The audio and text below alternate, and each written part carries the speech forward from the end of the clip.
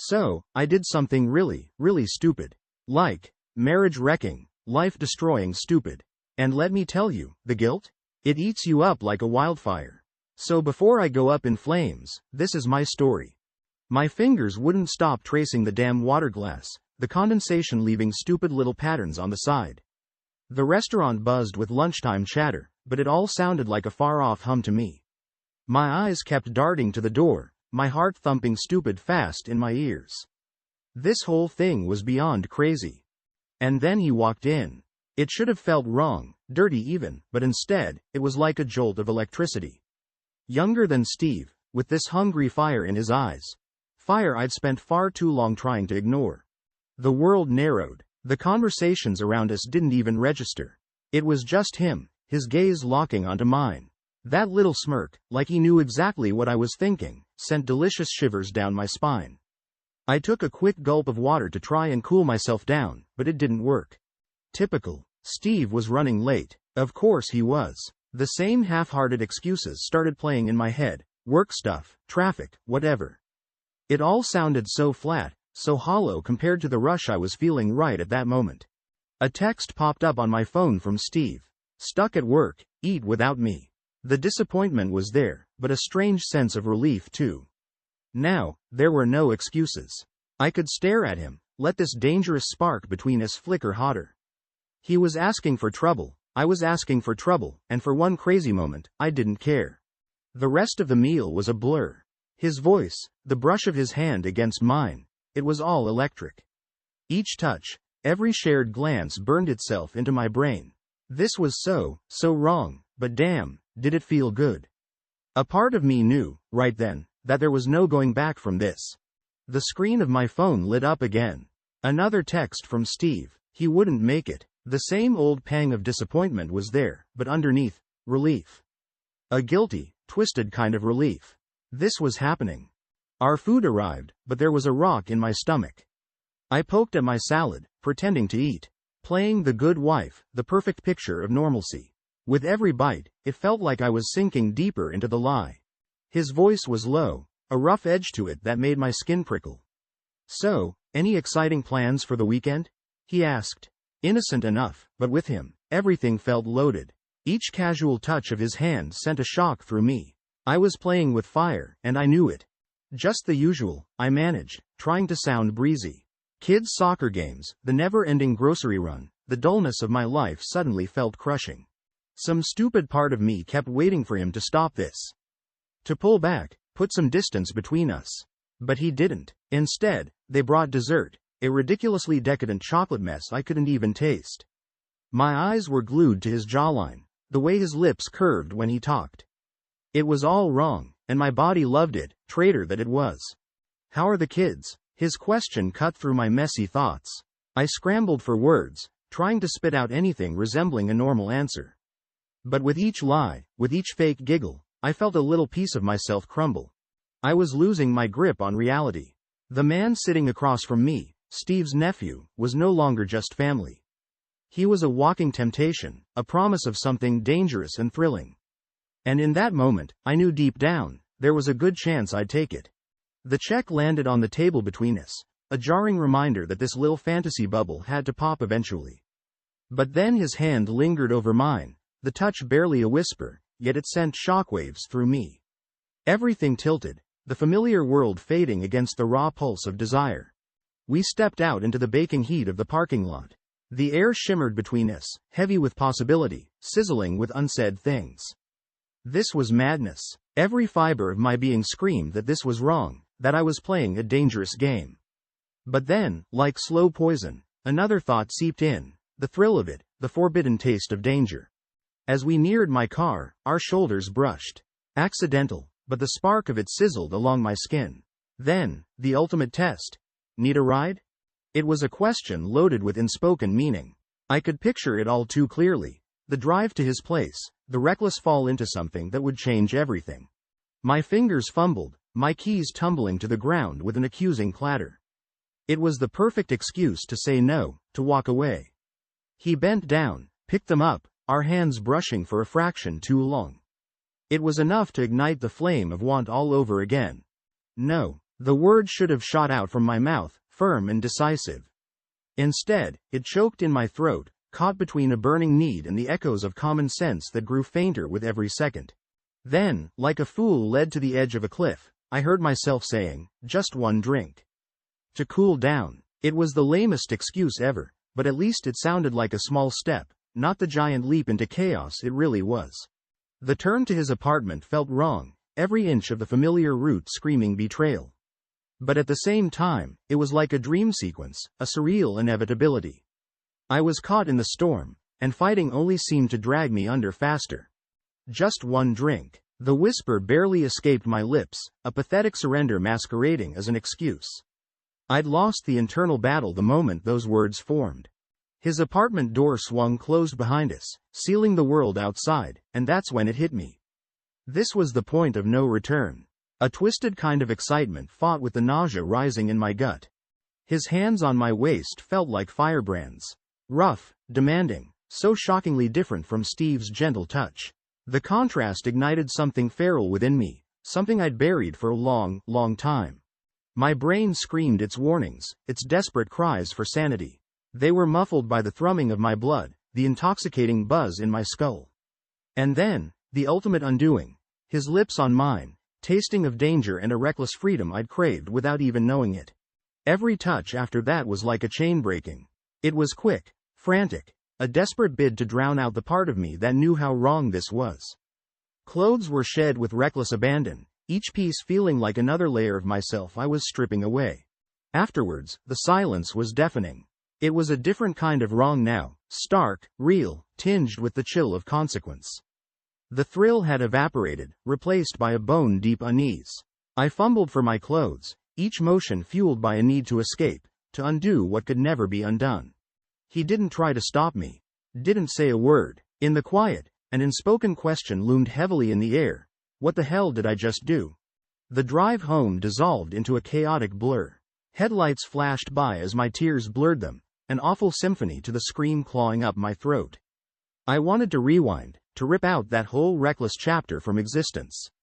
But time, damn it, only moved forwards. My hands gripped the steering wheel so hard my knuckles ached. Each mile marker was a fresh wave of despair. Another step closer to my old life, the one I'd just set ablaze. My husband's side of the bed was still slightly warm when I stumbled into the house. His scent, so familiar and comforting just hours ago, now twisted my stomach into a knot. The bathroom offered a cruel escape. It was the only place to let the tears fall freely. The shower scalded my skin, a desperate attempt to wash away his touch, the lingering smell of forbidden lust clinging to me. It was useless, of course. I collapsed into bed, the sheets twisting around me like accusations. Sleep didn't come, just a constant loop of his face, his touch, my own breathless surrender. Each replay brought a new stab of guilt so intense it bordered on physical pain. The first rays of dawn painted the bathroom mirror in an unforgiving light. My reflection was a stranger's, eyes bloodshot and haunted, skin sallow, every wrinkle like a map of my betrayal. The kids' voices, usually a cheerful morning soundtrack, felt like knives twisting in the wound. I plastered a smile on my face, brittle and as fake as their cheerful chatter about nothing, while my insides churned. A text from Steve, a single, innocent message asking about something mundane. It should have meant nothing. But right then, it felt like a loaded gun, one that could blow the fragile threads holding the remnants of my world together. The sheets still held the faint warmth of Steve's body. The scent of his cologne, so comforting and familiar yesterday, now made my stomach churn violently. I couldn't breathe right. The room felt like it was closing in on me. Every step I took, the floorboards creaked like accusations under my feet. The wind whispering through the window sounded just like his name, taunting me endlessly. Each shadow, each flicker of light, morphed into him standing there, judging. There was no escape. Guilt gnawed at me from the inside out. The memory of last night played in a sickening loop. The feel of his hands, the frantic urgency, the hollow ache as shame replaced the thrill. The kids burst into the room, their laughter and demands for breakfast a jarring intrusion against the pounding in my skull. Every word I uttered to them, every forced smile, felt like a piece of my soul crumbling away. Was the lie starting to show on my face, just like it had settled in my heart? Steve's text from yesterday blared on my phone, something casual, mundane. My thumb hovered over the delete button. It should have been easy, but even that small act felt like an impossible weight, a final admission of guilt. Each time Steve rang, my chest tightened into a knot. His voice, usually unremarkable, now sounded like an indictment. Every hello held an unspoken question. Do you regret it? Do you want more? And with shameful horror, a part of me craved the answer to be, yes. The mirror became my enemy. The woman staring back, with her haunted eyes and pale skin, seemed both familiar and utterly alien. I was a walking contradiction, a wife, a mother, a liar, a stranger to myself. The face of a betrayer, forever ruined. Sleep was a cruel joke I no longer deserved. Every time I blinked, his face flashed before my eyes, a mocking reminder of what I'd done. The kids' innocent voices pierced the throbbing silence like needles. Every laugh, every squabble, felt like an echo of my own fractured sanity. Morning routines became a battlefield. I moved through the motions of making breakfast like a robot, forcing smiles so tight they threatened to crack my face. Any minute, I expected the kids to notice, to ask why mommy's eyes were red, why her hands were always shaking. My phone became a dangerous lifeline. Each time it buzzed, my heart hammered a frantic rhythm.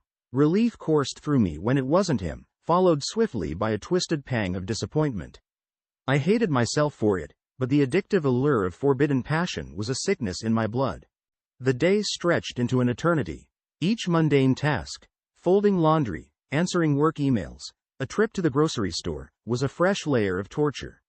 Everywhere I looked, people seemed to be watching me, as though they knew my dirty secret. Steve's texts became my guilty obsession. Checking for new messages was a compulsion, followed by a sickening spiral of shame. My replies were short, calculated to sound casual. Yet, I couldn't stop myself from reading into every word, searching for hidden meanings, a silent plea for more. A text from him finally arrived. Thinking about you. My stomach twisted into 1,000 knots. Did he know how messed up I was? Could he sense my desperation, and was he using it like a weapon against me? Or, horrifyingly, was I imagining everything? My husband's texts throughout the day became landmines. Each, "How's your day?" and "What's for dinner?" felt like veiled accusations. Did he suspect something? Was this change in me that obvious? I answered in measured, bland replies, each word carefully masked to hide my guilt. Night didn't bring the relief I desperately craved. The bed was no longer a sanctuary, but a vast expanse where betrayal and fear danced in the shadows. The weight of my secret pressed down on me, suffocating. His touch, once so comforting, now made my skin crawl. His body, familiar and safe for so long, felt foreign in the dim light. I cringed away from his sleep-heavy embrace, my excuses mumbled and pathetic. Even closed-eyed, I could feel his confusion, the unspoken question in his touch.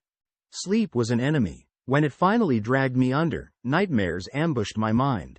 Twisted visions of my husband and his nephew, their faces morphing and blurring in grotesque accusations that echoed in my skull when I jolted awake in a cold sweat. "Are you okay?" Steve's voice, gentle and concerned, cut through the morning haze.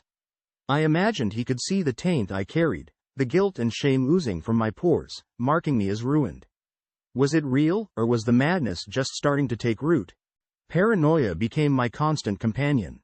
Each sideways glance from him, every innocent question about my day, became an interrogation. My replies were clipped and guarded, my efforts to feign normalcy as transparent as glass. Did he sense it? Did he know what I'd done? Or was it all in my wretched, guilty mind? The house felt haunted by my betrayal. The echoes of laughter with him seemed to hang in the air long after they faded. I jumped at every creak, every unexpected sound, my nerves jangling like a broken wire. The mirror became a torture device. I couldn't meet my own gaze for more than a few seconds. The woman staring back, with her hunted eyes and the lies painted thinly on her skin, was a contemptible stranger. Each wrinkle, each new strand of gray, seemed like a direct punishment for my sin. My entire world had become a minefield. My marriage, crumbling with each lie. My own sanity, teetering on the edge. I was a ghost in my own life, haunted by a choice no amount of wishing could reverse. My life became a twisted surveillance mission. I began scrutinizing Steve's every move, desperate for some sign. A late-night text, A whispered phone call in a hushed corner. A trace of unfamiliar perfume. Any proof that this wasn't over, that he wasn't just going to leave me hanging in this purgatory. And then, like a punch to the gut, I spotted him. The nephew. In the damn grocery store, of all places. My heart went into overdrive, and it was more than just fear. It was a shameful flicker of excitement that disgusted me. I ducked behind a display of cereal, ridiculous images of us caught in the act flashing through my head. His absence became its own torture. No messages, no accidental run-ins. The silence felt heavy, accusatory. Had I been nothing more than a fleeting conquest? A mistake he'd already moved on from? The thought was like acid. Desperation gnawed at me. A perverse desire to throw caution to the wind, to force his hand somehow. The need to confess burned like a fever. I imagined spilling my guts to Steve. The look on his face would be horrific, but at least this agony would end. Or I could tell a friend, seek guidance from outside this mess I'd single-handedly created. But then a tidal wave of fear would crash over me. What would happen? Divorce, the kids torn between parents, the judgment of the entire town. I wasn't strong enough to face that. Better to bear the unbearable, to live this half-life of lies and guilt, than to detonate the world I'd spent years building. Each night, watching my husband sleep, another wave of shame crashed over me. He had no idea. He didn't deserve this. But neither did I deserve the prison I was trapped in. I was a coward, too afraid to confess, too afraid to face the consequences, too far gone to reclaim the life I'd ruined. My own actions shocked me. Who was this desperate, pathetic woman, so far removed from the person I used to be? The reflection staring back at me was unrecognizable, a ghost of myself haunting the ruins of my own life. Each day felt like walking a tightrope. The push and pull between craving him and hating myself was a constant war in my head. One moment, my skin prickled, yearning for his touch, and the next, a wave of revulsion washed over me, making me want to crawl out of my own body. Lies became my native language. Excuses tumbled out of my mouth with sickening ease. Late meetings, a sudden stomach bug, a non-existent headache. The guilt was a constant weight, squeezing me, suffocating me, yet the lies kept flowing. It was either that or let the whole rotten truth come exploding out. Real laughter had abandoned me entirely. Each forced smile felt like it might crack my face in half. Conversation with friends, even with Steve, was a minefield. Each innocent comment seemed loaded, every shared glance an accusation I was sure they read on my face. I spent more time staring into the mirror. The woman reflecting back wasn't me. The spark in her eyes had died, replaced by a hollowed-out haunted shell. My skin hung looser, as though my body itself were shedding the lie I'd become. The guilt was eating me alive from the inside out. "Wow, you've lost weight," chirped a coworker in the break room. "What's your secret?" If only they knew. The truth burned in my throat. It wasn't diet or exercise, but a slow, self-inflicted wasting away. The chasm inside me was widening. My outer world was crumbling just as surely as the foundations of my inner life. My relationships, my sense of self, everything felt like it was hanging by the thinnest of threads, ready to snap at the slightest breeze. And I knew, deep down, that I was the one cutting those threads. Some nights, I would wake up screaming. Not from the nightmares, though they were frequent, but from the overwhelming sense of wrongness that clung to me. I was drowning in a sea of my own making, and there seemed to be no way out, no way to undo what I'd done. Would there even be an end? A clean break, some final act that would bring closure? Or was this to be my punishment, an endless purgatory of guilt and living lies? I had no answers, only the constant symphony of my own betrayal playing over and over